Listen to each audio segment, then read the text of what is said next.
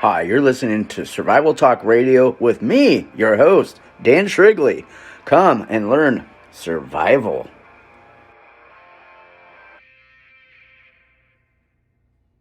Metro Security Services. Based out of Pleasanton, California, servicing the Northern California Bay Area. For all your security needs, please call Metro Security Services out of Pleasanton, California. Tell them Dan Shrigley sent you. Are you a fan of survival? Do you like all things survival? Full spectrum survival, urban survival, wilderness survival, how to escape and evade, lost or stranded, doomsday prepper, all things survival. You can find on www.danielshrigley.com. Come visit my official survival website at www.danielshrigley.com and learn how to sustain, survive, and escape and achieve rescue or self-rescue.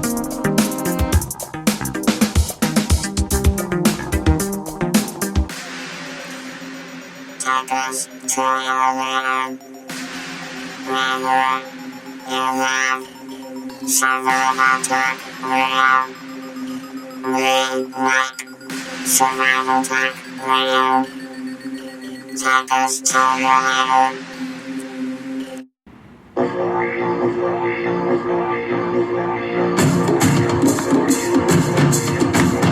Daniel Shrigley, America's survival song. Daniel Shrigley, America's survival song. Daniel Shrigley, surviving against the odds. Daniel Shrigley, America's survival song. America's survival song. America's survival song. America's survival song. Survive this. Hello, everybody. This is Dan Shrigley, your host, and we're going to have this new series kicking off. It's full spectrum survival. So basically, we're going to dive deep into everything. And I say everything, I mean everything. So let's start with, oh, wow, this is where to begin. It's overwhelming. It's going to be exciting, and it's going to last a long time because there's so much content. There's no way to cover this in 1 or 2 or 3 episodes. We're going to just dive deep, and I'm going to try to stick with a topic per episode of the Full Spectrum Survival series.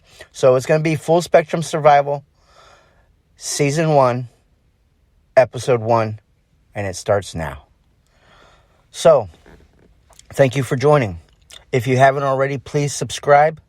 Please share the link to the show or to the episode, whatever you prefer, with your friends and family, naturally, on your social media networks. And we are broadcasting on Spreaker, iHeartRadio, Apple Podcasts, Google Music, Spotify, Blog Talk Radio, Podcaster, everything. Pretty much every major podcast provider service, we're on it. So if you like Apple, go to Apple. If you like Google, go to Google Music. If you like Spotify, go to Spotify. If you like Google Music, that's great. We're on Google Music. Google Music doesn't just play music, it plays podcasts. A lot of people didn't know that. So anyway, like and subscribe, share it with your friends and family. I would really appreciate it. And so we're going to have to really pick the beginning of this conversation. And the best place to always begin is with the basics. Fire, water, shelter, and food. Okay, so water, everybody knows you need water. Okay, everybody knows that water is sometimes the most challenging thing to find and the most precious thing to find, depending on your location. You know, there's people that might find themselves in the desert And finding water in the desert is not always the easiest thing to do. And sometimes you have to break out science to render yourself with water by thinking outside the box and thinking scientifically to create that water for yourself. You know, we've all seen the TV shows with your favorite survival expert on TV where they drink their pee. Well, we don't really want you to drink pee. I mean, you know, like Cody Lindane said on the series Dual Survival when Joe Tedai was drinking his pee, he said people drink their pee in spite of themselves. Meaning, you know, there's other ways to find water. There's other ways to take your pee and turn it into drinking water. So, I mean, it's kind of like how creative you want to be. How much time do you have? You know, so time is always of the essence.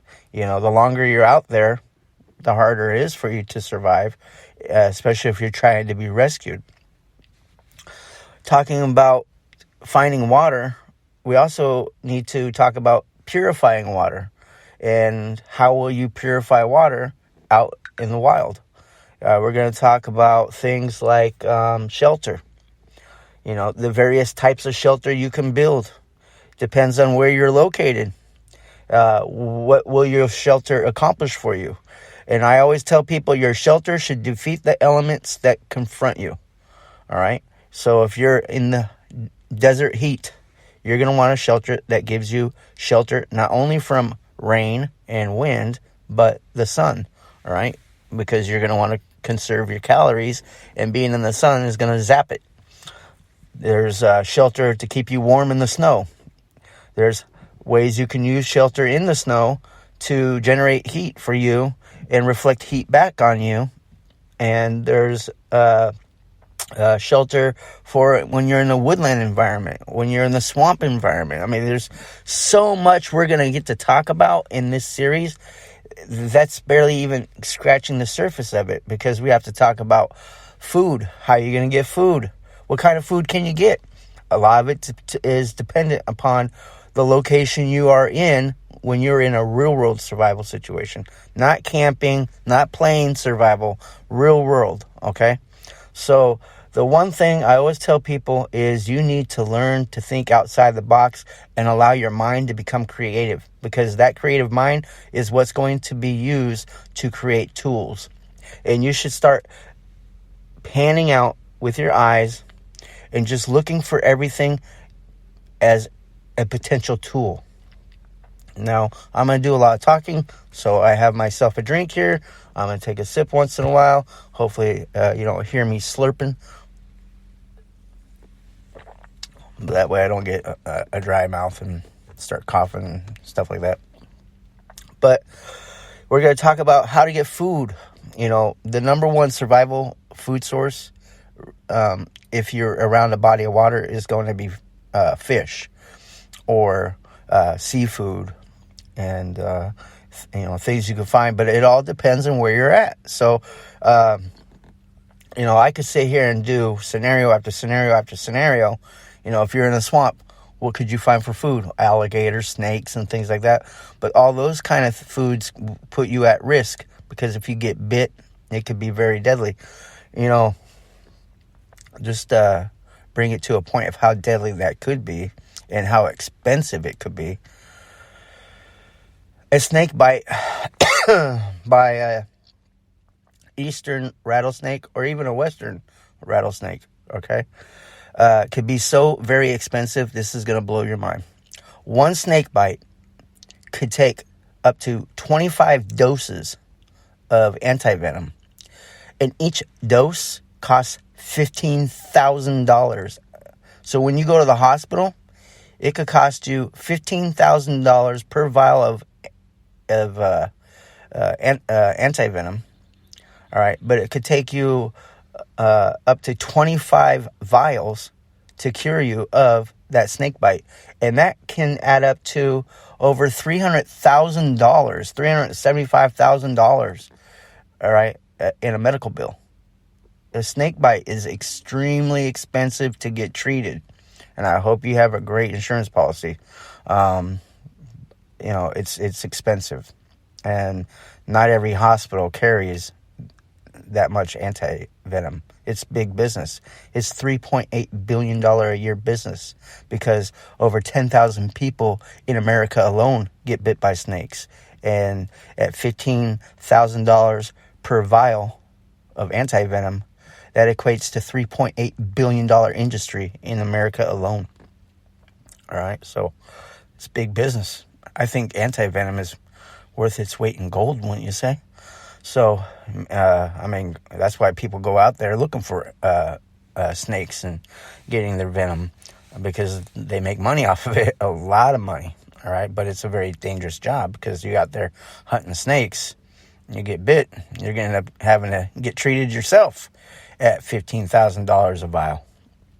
So we're going to talk about a lot of things in this series as it unfolds. This is just episode 1, kind of the announcement of it. And I hope you tune in, because you're going to learn a lot. We're going to cover land navigation, map reading, terrain association, pace count. We're going to talk about weapons, shooting firearms, precision shooting. We're going to talk about, we're going to start off with your basic rifle marksmanship. And then we're going to get into long-range rifle marksmanship, CQB, which is close quarters combat,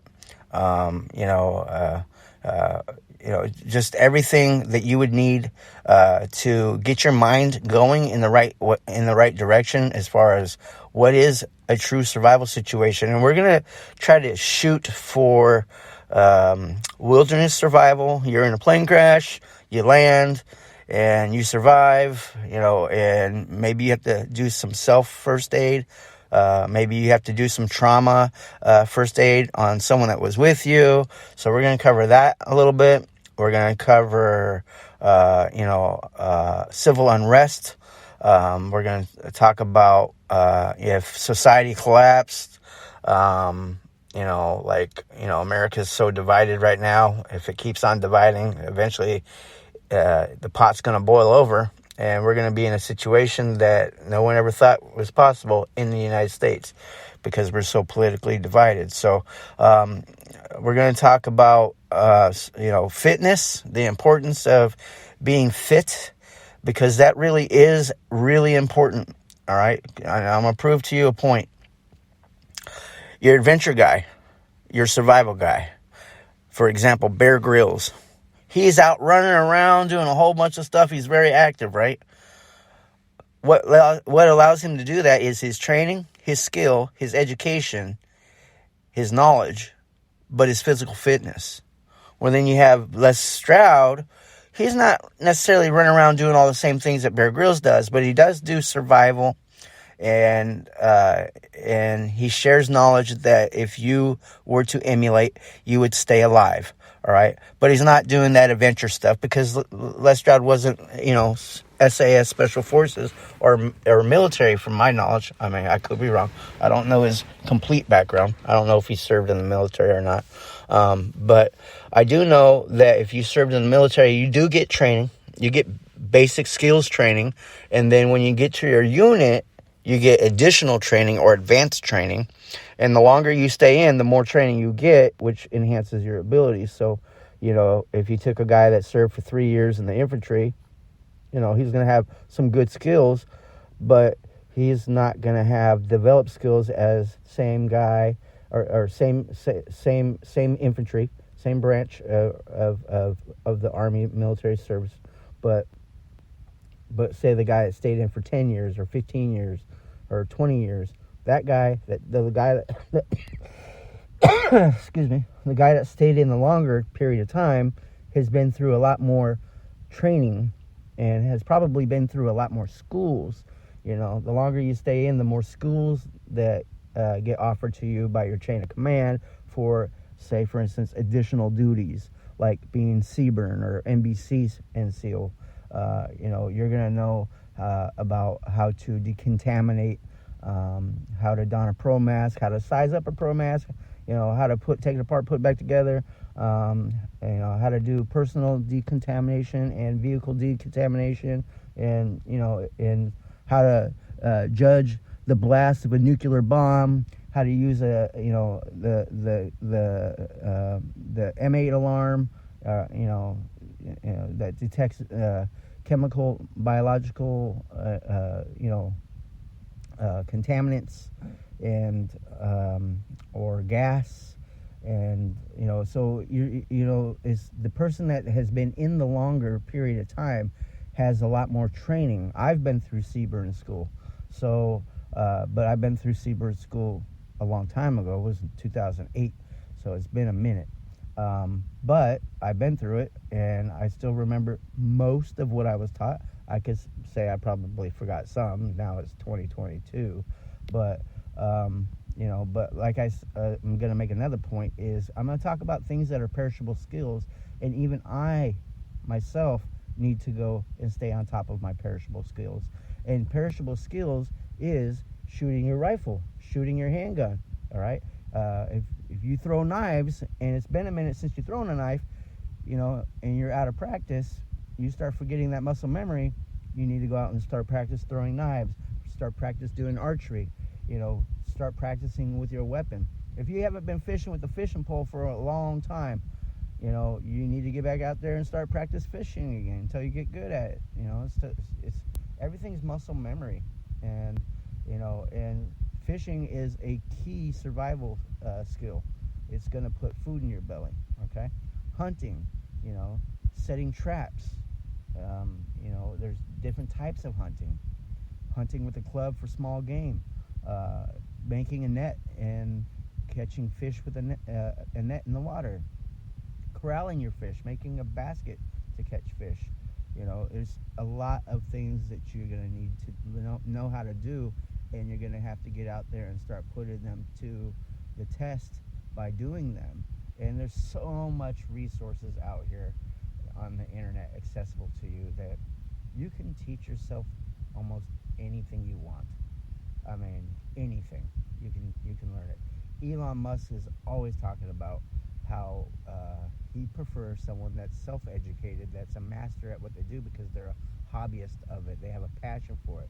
He'd rather employ that person than somebody who just went and got a degree that doesn't really have a passion about it, but they do have a degree. He understands that, and they do know stuff.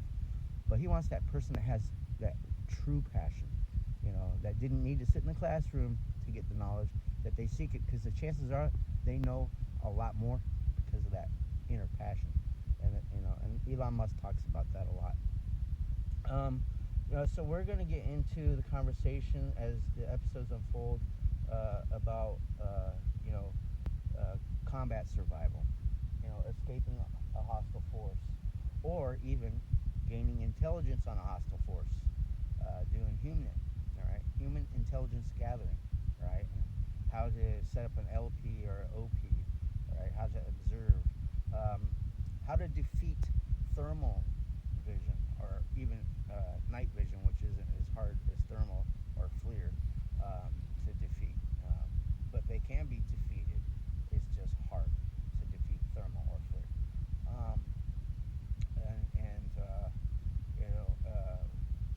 Trying to figure out this whole series as it unfolds. I want to make sure that we're covering things that interest you and you have questions about. So if you have a question or want me to cover a topic in this series, hit me up on Instagram on my messenger,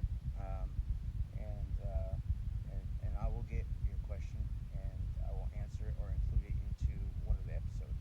All right, and then I'll even drop your name on it. If you want to get a shout out for the radio show, let me know.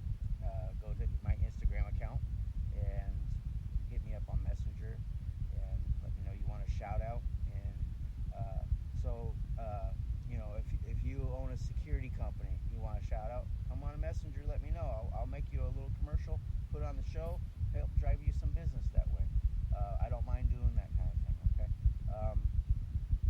If you want to collaborate, let me know. I just started a blog talk, survival talk radio platform, but I haven't used it yet. I'm kind of waiting for the right timing to get on board with that and actually put that application to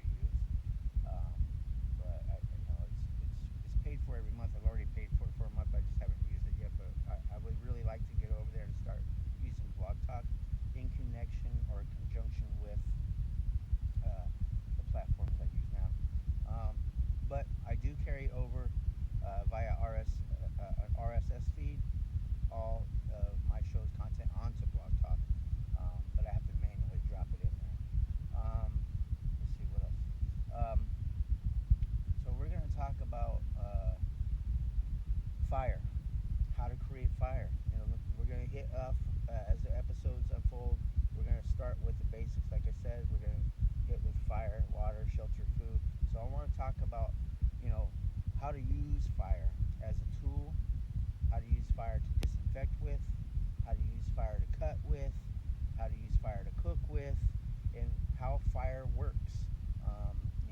There's only 3 methods of transferring heat. There's conduction, convection, and radiation. Alright, a lot of people didn't know that, okay? But those are the 3 ways to transfer heat. Conduction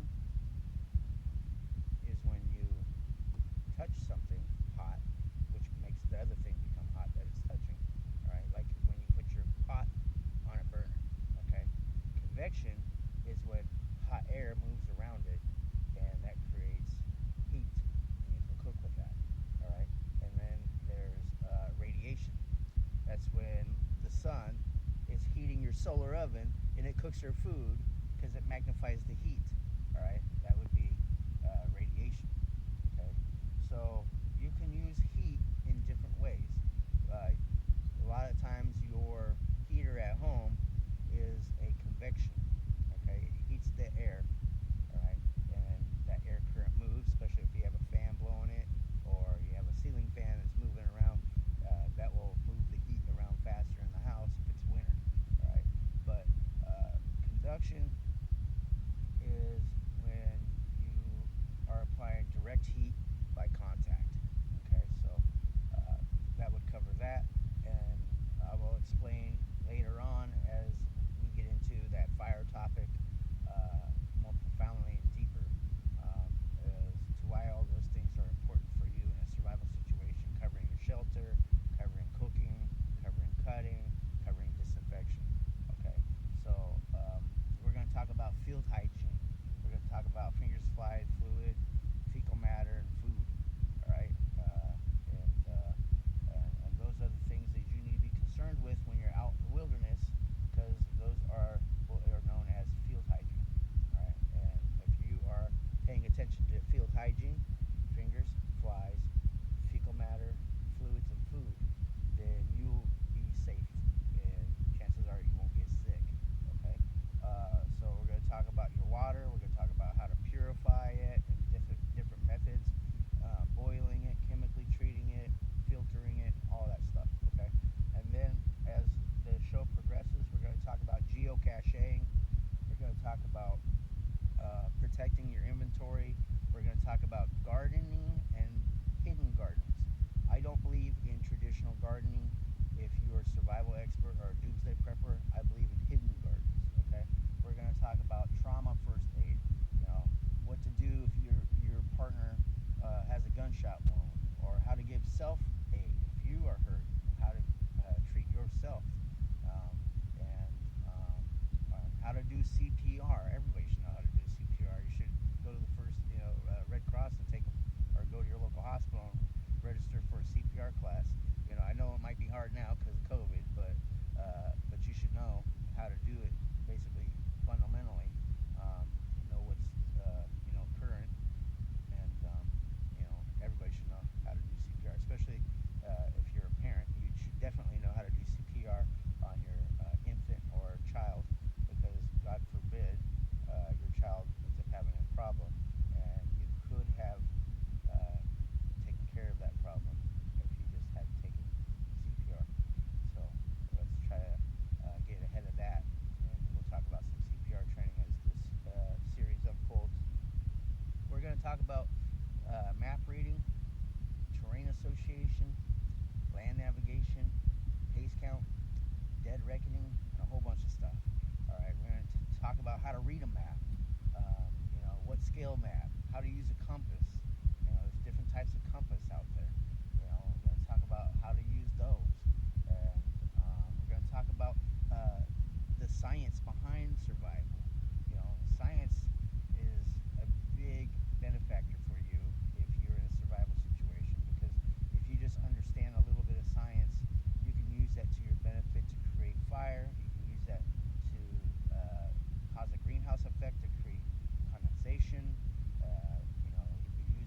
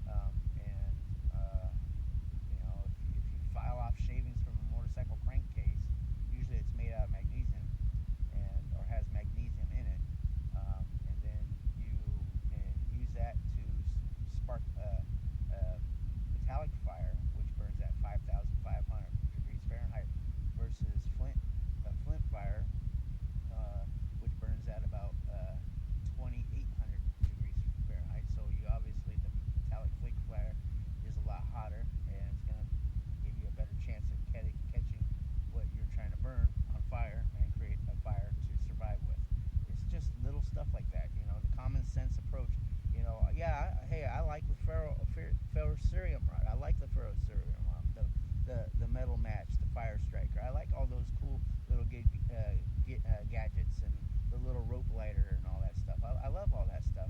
But there's nothing wrong with a Zippo, and there's nothing wrong with having a Bic lighter, okay?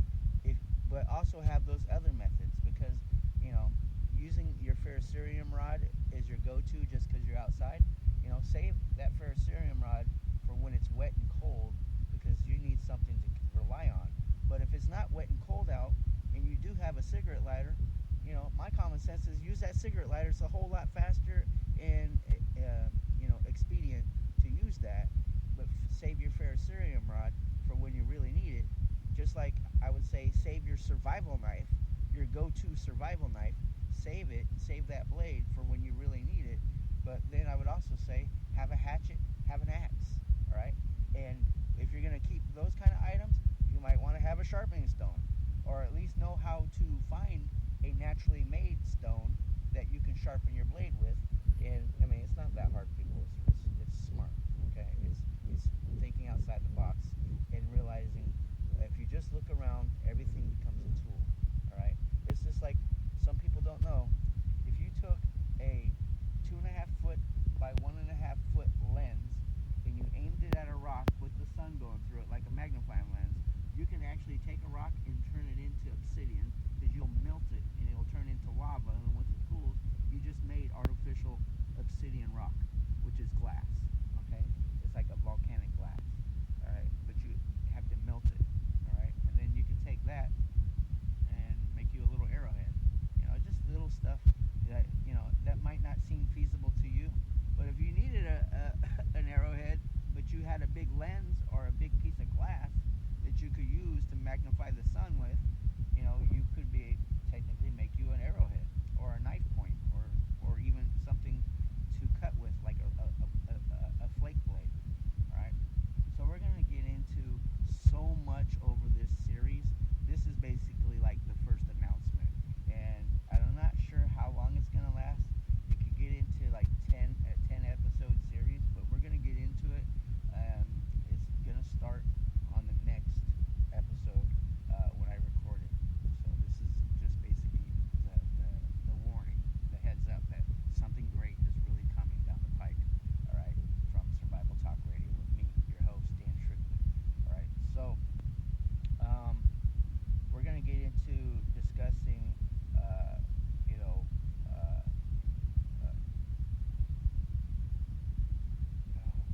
trying to think. I hate it when you're talking and all of a sudden you lose your train of thought because something else distracted you, and so I apologize.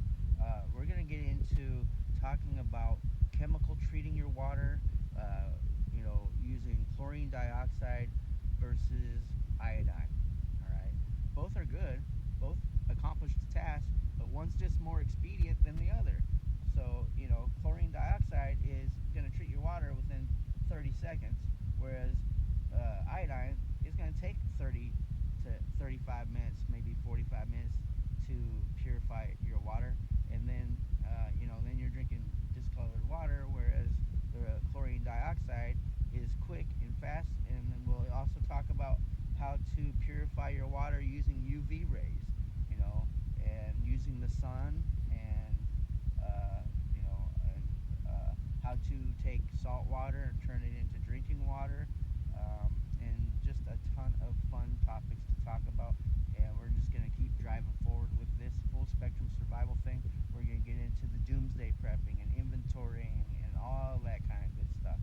All right, and we're going to talk about products that are out there that you can use to make your survival life a little easier, or your prepper life a little easier, and more enjoyable, more rewarding, and and there's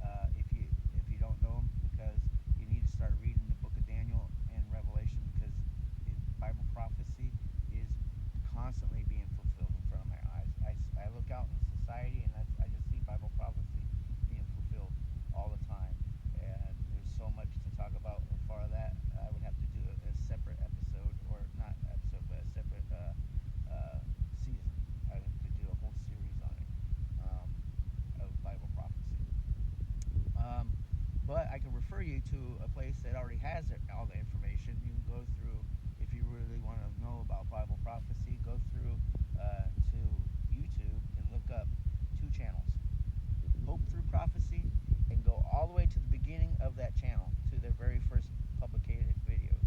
All right. Right now, Dustin Peslin is currently in the Philippines, and he's doing missionary work. So he's doing a lot of video uploads, good content. But what I want you to go look at is the videos he made that are kind of like made in movie format. It's a lot more entertaining, and hope he'll probably come back from his missionary work. Also, another channel is the Ambassadors of Christ Network, otherwise known as AOC Network.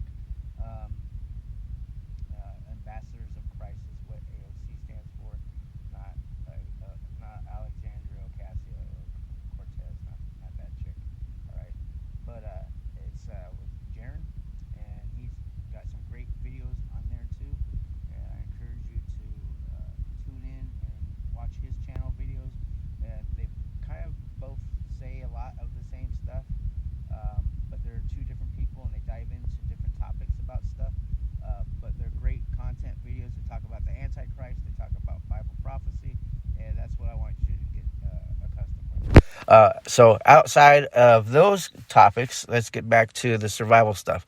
So I want to talk about setting up an LP, listening posts, observation posts, how to gather human intelligence, and how to do a stakeout, what you're looking for, how to do human behavior pattern analysis. These are all things I learned in the Army from my chain of command. All right. Especially when we were getting ready to go to Iraq.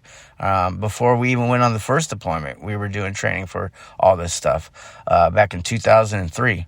So, and we were gaining intelligence and piecing it together and, reporting back to a higher echelon.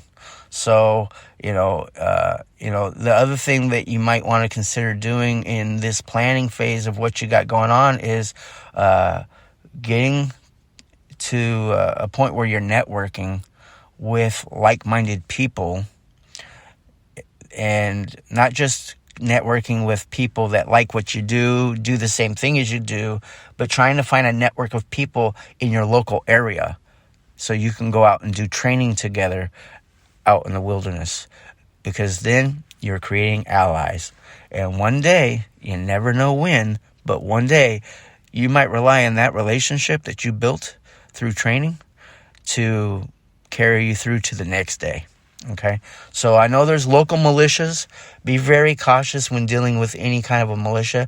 Make sure that they're being law-abiding. I know California's got a militia, and that it's legal. I know that they do everything to stay within the guidelines of what the law permits in the state of California and federal law, without being considered a domestic terror organization. So you got to be really careful. Do your research with the organization. Make sure they're not doing things that can get you caught up, okay? Because that's not the kind of trouble you want.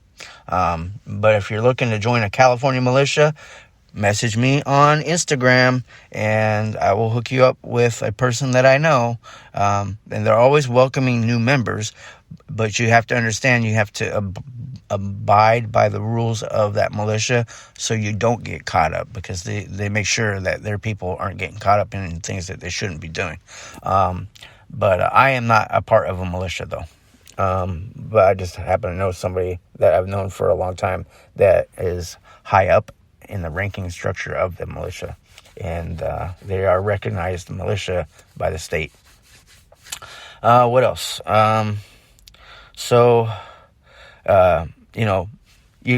There's so much content out there. There's the pandemic survival. All right. There's just different types of survival. There's, we see crime on the rise all the time, and eventually, we've seen police departments being overthrown. we've seen, the Democrats have their base, and their base likes to overthrow police departments. The Democrats' base likes to go to Seattle or Portland and create unauthorized autonomous zones, all right, taking over city blocks, and making it hard for business owners or local residents to go from and to and all that stuff from where they work or live. And to me, all those people, if I was a politician, I'd be calling for their apprehension. That's your true insurrection. January 5th at the Capitol building, that wasn't an insurrection. I don't even think anybody was charged for, I don't think anybody that went to the Capitol building actually got charged for insurrection. I think they just got charged for trespassing, criminal trespassing. I don't remember anybody going into the Capitol building shooting guns off, killing people, other than there was a Capitol Police agent that shot a woman that was a protester and killed her. I remember that. I remember there was a Capitol Police officer, I think, or a police officer that I believe had some medical condition, and they died. And, of course, the media tried to say that was because of the protesters, so they were reporting fake news. So we live in a society where it's okay for the liberals and the Democrats and the mainstream media to lie as long as it benefits the leftist, progressive, liberal media and politicians, the Democrats. It's okay. It's okay if they lie about that, but it's just hypocritical. It's so hypocritical. So if you, sorry, I'm scratching. You probably hear me scratch my arm. We're going to have to, what I'll do for the episodes so they unfold smoothly is I'll probably write out the context for each episode and try to break down each content. But the problem is I don't know how many episodes this will get out to and how far it'll spread out. If it's going to be a 10 episode series or if it's going to be a 15 episode series, I'm not really sure. But I definitely know I need to do organization in it. And since this is the announcement episode, it's a little more freestyle. I'm just over here, talking about what I want to do. But I want to organize it so as each episode comes out, we're achieving waypoints. So we can move on and get to a conclusion at the end. Let's see. So I think I'm definitely going to cover all seasons of survival and as many geographical locations of survival I can, from mountainous terrain to desert to swamp to jungle to rainforest to tropical island to northwestern territory type island survival. I'm going to try to get it to as much as possible to cover as much so everybody gets something from it. We're going to talk about scavenging. We're going to talk about, if Totawaki happens, which is the end of the world as we know it kind of thing. We're going to talk about when shit hits the fan or shift. And we're going to talk about bugging out. We're going to talk about hideouts. We're going to talk about bunkering. We're going to talk about a whole bunch of stuff throughout the progression of this series, and I'm looking forward to it. I'm excited about it. I for a while I was sitting back, I was like, man, I wonder, like, what do I want to do? Because I want to do so much, and I was like, you know what, man, let's just go for the gusto. Let's just put something out there and just cover everything. And I really hope that you learn, because I have decades of experience in all of this, and either I've personally done it myself. A lot of you listening don't know that I've lived homeless on the street for several months just to see how long I can survive and dig myself out of that situation on my own without asking for help from anybody. And I totally did it. And it, at first it was rough, But then, when you have the will, you have the ability, and you don't have affliction or addiction, or you're not handicapped, it should be pretty darn easy. Now, if you have those afflictions, addictions, or handicaps, or mental illness, or physical issues, it's probably a lot harder for you, and I understand that. Hopefully I can inspire you to never give up, okay? To keep fighting. That's my job. My job is to inspire you, to give you a wealth of knowledge, but inspiration. All right. And the best way to do that sometimes is just to share your personal story. And I have a lot of personal stories that I will want to share with you. I think I've become numb to a lot of things, like, because I've seen and dealt so much. Like my best friend just sent me a video 2 days ago, because he got called into an apartment that a smoke alarm was going off. So he entered into the dwelling down in San Jose with the maintenance engineer. And when he went in there, there was a dead body sitting at the stove, standing up with his head on the stove, and it was an electric stove, and apparently his head got burnt quite a bit because there was black soot all over him. It wasn't massively deformed, and also I wasn't really trying to look at it that deep, but it was definitely a very weird thing. But to some people that would really bother them to see that, but to me, I'm kind of numb to it, and it didn't bother me. It's unfortunate. I feel bad for the guy. I don't know the full situation as to how he died, but I have my I suspect what it could have been, probably drugs or heart attack or something. But I'm not a doctor, and I didn't see the guy in person, only on a video, so I really can't speak on it. People die. It's a natural thing. Bob Saget just died. And unfortunately, people are so stupid and selfish and inconsiderate. They're playing the 911 tape. The guy was just announced that he died, I think, yesterday or the day before yesterday. And here they're playing the 911 tape. The family hasn't even got him in the grave yet.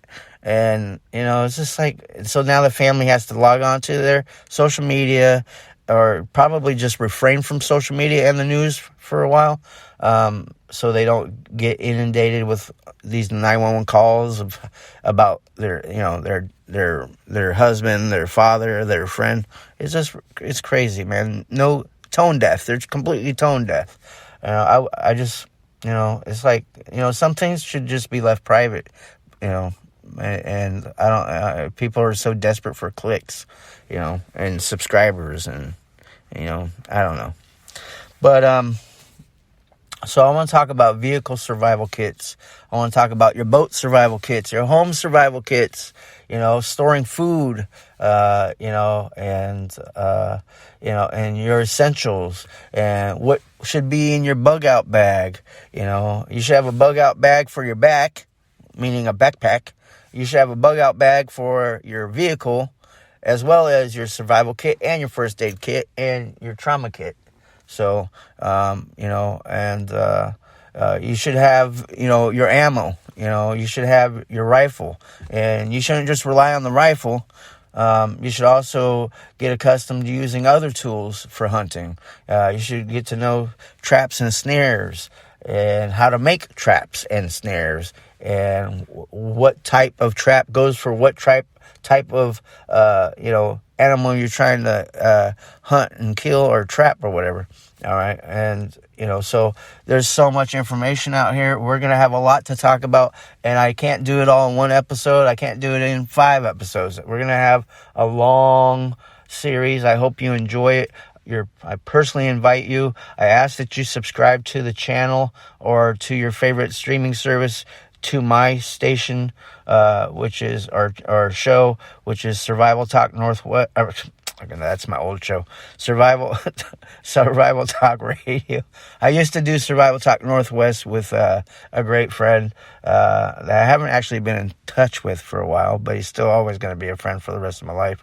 That reminds me, maybe that means I should reach out and say hello just to check on him. But Travis Johnson from Survival Northwest Survival Schools.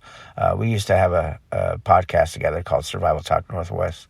But I do Survival Talk Radio, and it's on multiple streaming services, platforms. So if you're an Android user or Apple user, or you're listening on your computer, it doesn't matter. You can use Spotify, you could use iHeartRadio, you could use Spreaker, you could use Blog Talk Radio, you could use Apple Podcasts, you could use Google Music, you could use a whole bunch of stuff.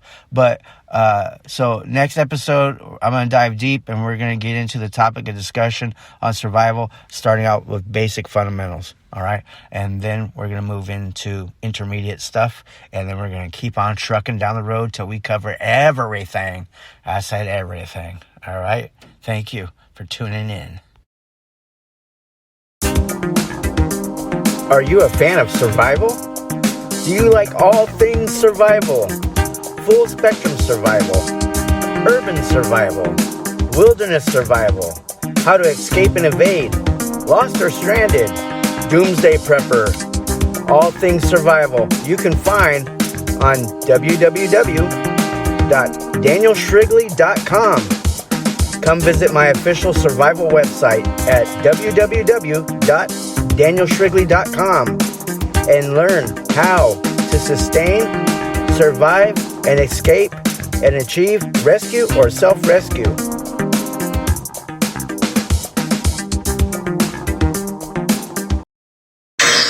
Metro Security Services. Based out of Pleasanton, California, servicing the Northern California Bay Area. For all your security needs, please call Metro Security Services out of Pleasanton, California. Tell them Dan Shrigley sent you.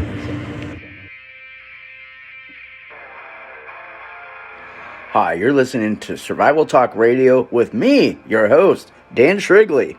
Come and learn survival.